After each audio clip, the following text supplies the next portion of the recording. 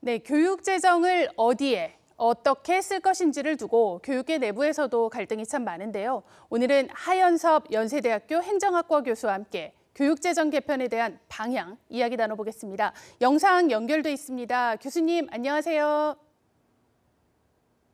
예, 안녕하세요.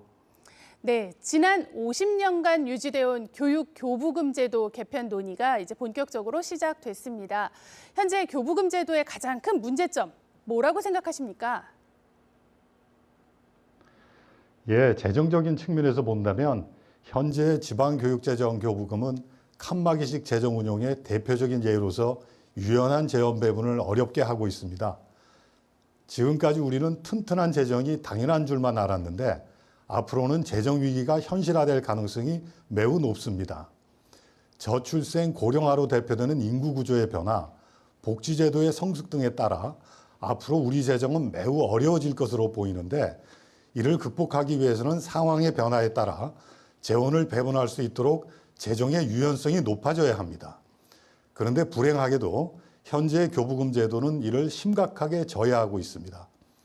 또한 재원의 배분은 과거의 결정이 아니라 현재와 미래의 재정 수요에 따라 이루어져야 하는데 지방교육재정 교부금은 과거의 의사결정이 현재와 미래를 제약하고 있는 문제가 있습니다. 사실 교부금 제도는 50년 전에 초중등 교육을 받은 인력이 우리 경제 성장에 기여하던 시절에 도입된 제도입니다. 그런데 이제는 초중등도 물론 중요하지만 고등교육과 평생교육의 중요성이 점점 높아지고 있는데 이러한 시대 변화에 대한 대응을 어렵게 하고 있습니다. 네, 교수님, 최근에 정부가 교육세 일부를 활용해서 고등 평생교육 지원 특별회계를 만든다. 그래서 대학에 지원을 하겠다. 이런 방안을 내놨습니다. 이에 대해서는 좀 어떻게 평가하십니까? 예, 학령 인구가 급격하게 감소하고 있는 걸 우리 모두 알고 있습니다. 예를 들면 부산시에서 작년 한 해 태어난 아동 수가 14,400명이랍니다. 그런데 부산시의 초등학교 시설과 교원은 25,000명에 맞추어져 있다고 합니다. 이는 전국적인 문제인데 앞으로 초중등 단계에서는 예산이 남아도는 반면 대학은 재정 투자를 지속적으로 늘릴 필요가 있습니다. 우리가 요즘 흔히 혁신경제, 4차 산업혁명이라는 표현들을 쓰고 있는데 이는 앞으로 한국 경제를 끌고 갈 인재는 고등교육 혹은 그 이상의 교육을 받은 인재들이라는 것을 의미하기도 합니다. 또한 교육의 수명 주기가 점점 짧아지고 있기 때문에 모든 사람들은 평생에 걸쳐 학습하고 재교육을 받을 필요가 있습니다. 이렇게 볼 때 고등평생교육 지원 특별회계는 꼭 필요한 방안이라고 생각합니다. 네, 이제는 교부금 산정 방식 자체를 바꿔야 한다. 이런 주장들도 나오고 있거든요. 교수님, 이번 정부 대책이 만약에 단기적인 처방이다라고 한다면 중장기적으로는 어떤 방향으로 개편을 해야 한다고 보시나요? 중장기적으로는 현재 내국세 20.79%로 법정화되어 있는 교부금 산정 방식 자체를 바꿀 필요가 있습니다. 초중등 교육을 안정적으로 지원하기는 하되 소득의 증가, 물가의 상승, 그리고 학령 인구 변화를 반영하는 방식으로 개편되어야 한다고 봅니다. 교수님께서는요, 대학 중에서도 특히 지방대에 대한 지원이 필요하다 이렇게 강조해 오셨는데 그 이유가 좀 궁금합니다.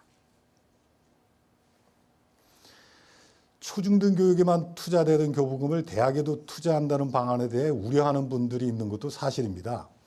그런데 현재 지방의 초중등 교육은 돈이 부족한 게 문제가 아니고 사람이 부족한 게 문제입니다.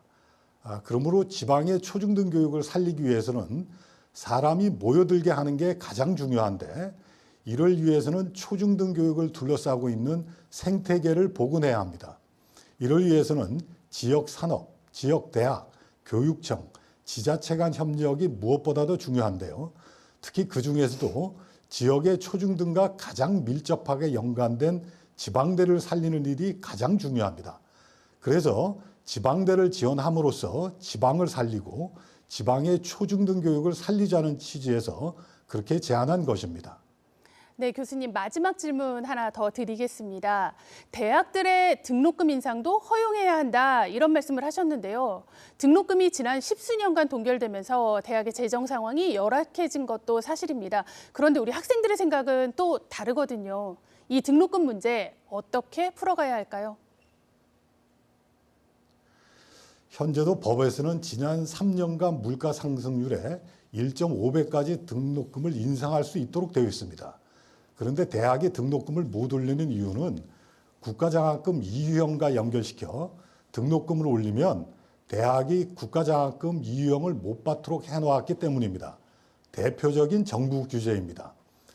사실은 등록금 인상을 허용해도 학령 인구가 아주 빠르게 줄어들고 있기 때문에 실제 등록금을 올릴 수 있는 대학은 전국적으로 많아야 4분의 1 정도밖에 안 될 걸로 예상되고 있습니다. 또 무작정 올리는 게 아니라 3년간 물가 상승률의 1.5배 이내로 제한되어 있기 때문에 이 정도는 허용해야 되지 않을까 그렇게 생각을 합니다. 그리고 등록금 인상에 대해서 오해를 하고 있는 분들도 상당한데요.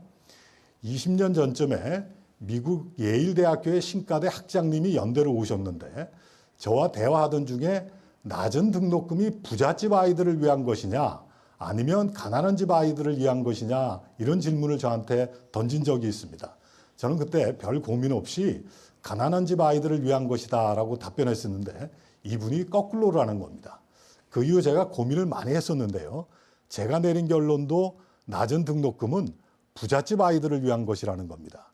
등록금이 낮기 때문에 높은 등록금을 낼 수 있는 부잣집 아이들이 큰 혜택을 보고 있는 거죠. 사실 공정성과 사회적 형평성을 높일 수 있는 등록금 정책은 부잣집 아이들에게는 높은 등록금을 부과하고 가난한 집 아이들에게는 장학금을 대폭 확충하는 것입니다.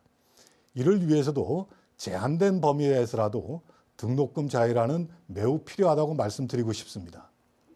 네, 등록금 정책의 공정성과 사회적 형평성이 무엇인지를 또 한번 생각해보게 하는 말씀이셨습니다. 교수님 여기까지 듣겠습니다. 감사합니다. 네, 감사합니다. 네, 모레죠. 22일에는 전국 시도교육감 협의회가 열립니다. 이 자리에서 교육감들은 정부의 지방재정 교부금 축소에 대응하는 특별위원회를 꾸립니다. EBS 뉴스는 모레 또 교육감 협의회 총회 현장을 연결해 의견을 듣겠습니다.